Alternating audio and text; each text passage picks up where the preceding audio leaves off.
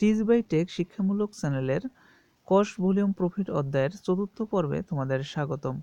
এই পর্বে আমি তোমাদের দেখাবো যে এই অধ্যায় থেকে মূল কয়টি সূত্র তোমার মুখস্থ রাখতে হবে। একদম সিম্পল কয়েকটি সূত্র, ৮ থেকে ১০টি হবে সম্ভবত।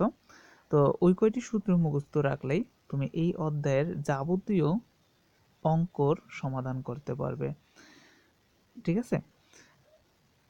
আমার চ্যানেলে যদি নতুন হয়ে থাকো তবে এখনই সাবস্ক্রাইব করে বেল বাটনটি বাজিয়ে দাও, যাতে নতুন ভিডিও আপলোড দেওয়ার সাথে সাথে তোমার কাছে নোটিফিকেশনে চলে যায় এবং একটি ভিডিও মিস না হয়।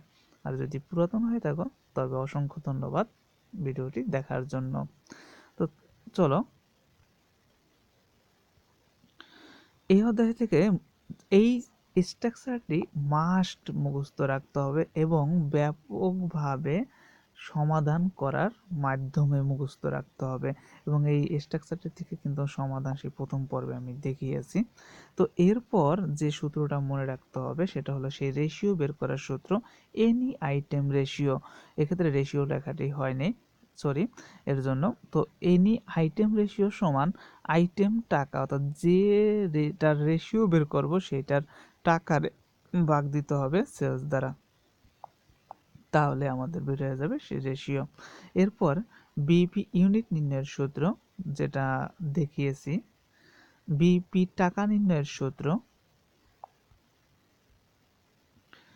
এরপর ডিজের সেলস টাকা এবং unit, marginal safety, profit ratio, fixed cost ratio. এই কটি সূত্র যদি তুমি মুখস্থ রাখতে পারো তাহলে আমি নিশ্চিত তুমি এই অধ্যায়ের একটি অঙ্ক তোমার বাঁচবে না। তুমি প্রতিটা এই অধ্যায়ের প্রতিটা অঙ্কই ভালোভাবে অ্যান্সার করতে পারবে। ঠিক আছে? তবে অবশ্যই আমার পূর্ববর্তী ৩টি যে ভিডিও আছে সেই ৩টি ভিডিও অবশ্যই তোমার দেখে নিতে হবে, তা না হলে তুমি এই মূল সূত্র কটা থেকে কিন্তু একাধিক প্রশ্নের অ্যান্সার দিতে পারবে না, অর্থাৎ সূত্র বানাতে পারবে না। তাই আমার পূর্বের ভিডিওগুলো যদি না দেখো তাহলে আগে অবশ্যই দেখে নিও তারপর এই ভিডিওটি। ঠিক আছে? তো এই ভিডিওতে অ্যাকচুয়ালি বেসিক কিছুই নেই, জাস্ট কয়েকটি সূত্র নির্দিষ্ট করে দেওয়া, আর কিছুই না।